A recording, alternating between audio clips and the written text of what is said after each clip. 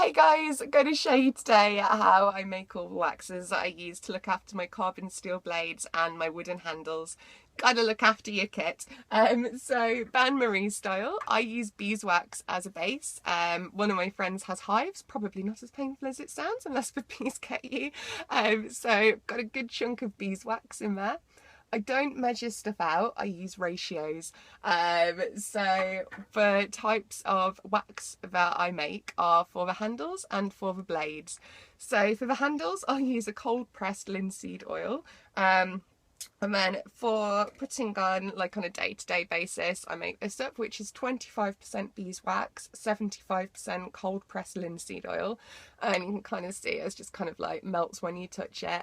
Absolutely brilliant, just for keeping like daily. Every time I use my knife and put it away, I'll put the blade oil on and I'll put a little bit of the wax onto the handle just to keep it nice. A lot of things are hanging up around my van, to be fair, and there's a lot of heat from the fire, so wanting to keep everything nice and in good condition.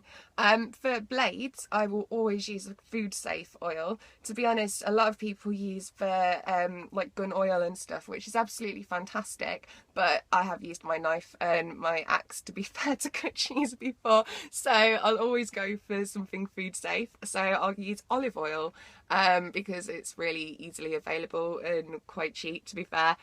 You can use like hemp oil, almond oil, whatever you want to kind of fancy stuff you want to try, but yeah, you can kind of see with this one. So this is 95% olive oil and 5% beeswax, and it's brilliant. If you've got, like, when you've chopped wood, just literally kind of come back, dunk your blade, and then you're kind of sorted, and yep, literally then put the axe mast back on and that is good to go. That is going to be in perfect condition and that's not going to get rusty.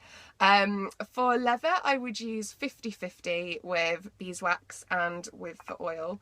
That's the same ratio that I'll use if I'm making up like ointments and salves and stuff, so it's a bit thicker, a bit more kind of what you'd kind of expect to kind of get from a like kind of skin cream or like comfort ointment or whatever you can get. So yeah, that's good for leather. Just keeping everything nice, keeping everything oiled. Everything will last you for a lifetime. And the olive oil one makes a great moisturiser as well if you don't want to be going out and buying stuff with loads of chemicals. I hope you guys have found that helpful. Peace and love.